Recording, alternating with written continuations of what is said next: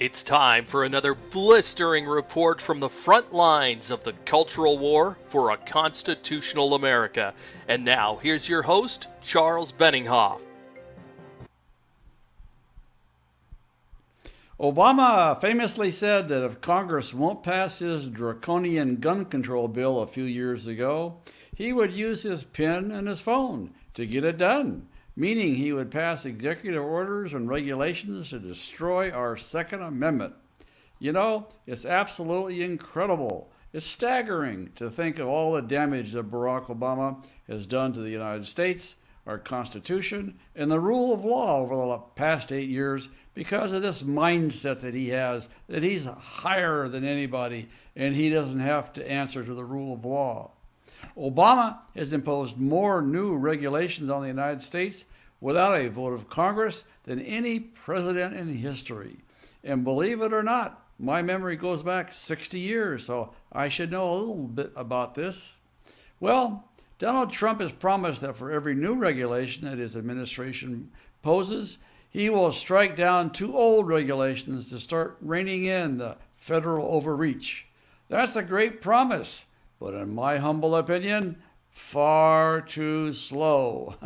And people say that Trump is not conservative. That shows a real conservative bent, but this is something we should not be conservative about. What if we could wipe out Obama's regulations, say, 1,000 at a time? Would that suit you? Would that put the freedom back into the land of the free and home of the brave? I think it would. Well, there's a bill called the Midnight Rules Relief Act of 2016 that will let Congress and the Trump administration do just that, thousands at one swoop. And we need your help to put pressure on the Senate and get it passed immediately. I'll tell you how you can make that happen. As of May 2016, Obama added 20,642 new regulations to the books. And you don't think these may affect you? Well, they do, because they cost the taxpayers money to enforce, and they cost businesses and individuals money to comply with. And for what purpose? None. There have been more since then, and Obama has hundreds of so-called midnight regulations planned before he leaves office. A midnight regulation is a rule imposed by the executive branch between the election and the swearing in of the new president. Jimmy Carter and Bill Clinton both went nuts with midnight regulations, and Obama is planning to outshine both of them. Here's the problem, though. Here's the problem for conservatives. Here's what we have to look at. Congress can overturn any regulation under the Congressional Review Act, but they have to vote on a regulation one at a time. So if Obama can push out 20,000 regulations, all of which are complete crap, it takes the Congress to vote 20,000 times to get rid of them. Well, nothing would ever get done if that has to be the way. So Congressman Darrell Issa, a Republican from California, has proposed H.R. 5982, the Midnight Rules Relief Act. You know, thank God Issa won that squeaker of an election in California over that radical left Democrat. I don't know how they stuffed the ballot boxes to get the vote so close, but it was. Well, this H.R. 5982 bill amends the Congressional Review Act so that Congress can vote to disapprove a big stack of regulations all at once. That's a great idea, don't you think? In fact, it's so good that the House passed the bill 2 days before I recorded this video. It's great. Here's the chairman of the House Judiciary Committee speaking in favor of the Midnight Rules Relief Act. A wave of midnight regulations can easily overwhelm Congress's ability to use one rule at a time resolutions as an effective check.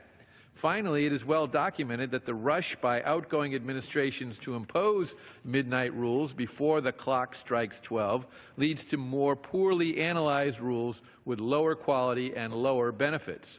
The bill passed the House by a vote of 240 to 179. So, even 3 Democrats voted for it. Can you believe that? Well, they're probably going to get chastised and lose all of their committee assignments. Well, it's good for them if they switch parties Be good for America in any case, even if they don't. Well, the bill's now stuck in a logjam in the Senate, where they have a lot of bills to pass over the next 3 weeks. So we got to rattle their cage. We got to tell them what's going on with this bill. We got to explain to them why this is so important. And it's up to us to do it, because they're just overloaded unless we tell them, because they don't have their minds able to bend around so much legislation. They just pass it willy-nilly and do what the bosses tell them. We can't let the bosses like McConnell tell them not to vote on this or to vote against it. We, the people, have to stand up.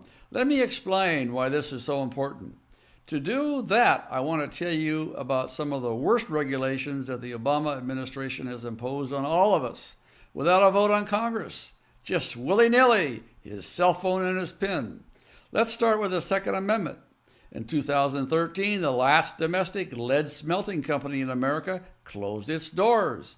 Hundreds of Americans lost their jobs when the climate liars at the Environmental Protection Agency regulated this lead plant in St. Louis out of business.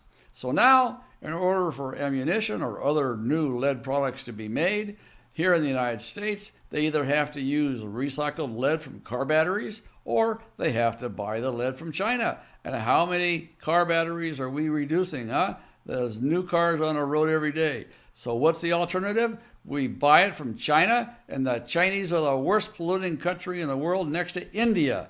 They are such bad polluters. When you walk on a street in China, you can't see across it. You got to have a radar screen, or you got to walk to the other side what's over there. But that's the way the regulators work. They want to oppose an agenda of defeating the United States and do it by regulating it. Well, that's the wrong way to do it, and we got to stand up against it. In fact, I did that in 2013. I fought tooth and nail against that issue. But in the end, the EPA just kept imposing more and more fines on that smelter by changing the environmental standards. And finally, the company quit. What could they do? They couldn't make a profit. Now, speaking of the EPA, how about this regulation? Under the new Waters of the United States rule, the EPA declared that it has jurisdiction over any property that gets wet. And that's why I have the background image that I do. That's the very demon regulation by which the EPA is able to claim these powers. Well, so if it rains and a mud puddle accumulates in your driveway or your backyard, guess what? Say goodbye to property rights, because the EPA can come in and claim them. And these rules, these property rights, these ownership interests have been in place in Western civilization since long before the Magna Carta. The EPA gave itself jurisdiction over anything that gets rained on. How you like that for overreaching? Also in 2013, the Obama administration tried to ban AR-15 ammunition. You remember that one? Well, we beat him on that one, fortunately, because the Bureau of Alcohol, Tobacco, and Firearms backed down in light of the huge response that America put on to Obama. But it does show the extent of how far Obama thinks he can push the American people around. Trans fats can no longer be added to processed foods. Trans fats in high volume are not good for you, but so too is salt, so too is sugar. Trans fats in moderation, there's nothing wrong with those. You know what? Everybody tells you that everything is going to kill you. A little bit of trans fat's not going to kill you, but when they force the rules to change without giving industry input, the costs skyrocket and the restrictions on your food. So what happened? They took out the trans fats and they put in more sugar. How do you like that? Well, the government used to claim that trans fats were a healthier choice than saturated fats. You remember that? Another byproduct of this banning of trans fats, food production costs got more expensive. That's just a handful of the 20,000 plus regulations that have appeared out of thin air since Bam Bam Obama took office in 2009.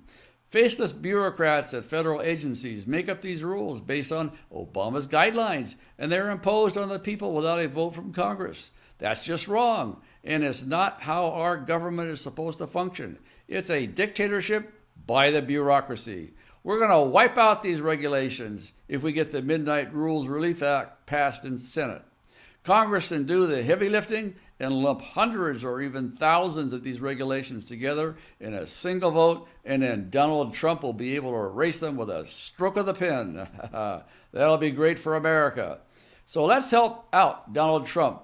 He's already doing a great job by keeping Ford and Carrier jobs in the United States. Let's start lifting Obama's regulatory chains off our small businesses by demanding passage of H.R. 5982. Go to our action page today and help us swamp the Senate with personalized letters in support of the Midnight Rules Relief Act. Do it today. Bob Mallory will tell you how to get to our action page on the next screen, so stay tuned. This is Charles Benninghoff signing off and wishing you freedom, fulfillment, and God's many, many blessings. Tell the Senate to support and pass the Midnight Rules Relief Act immediately. If you're on our action page on our website, use the form next to the video screen to select a program. If you're watching this on YouTube or Facebook, click the icon appearing now to find a link to our action page, or check the video's description to find the link. Speak out today.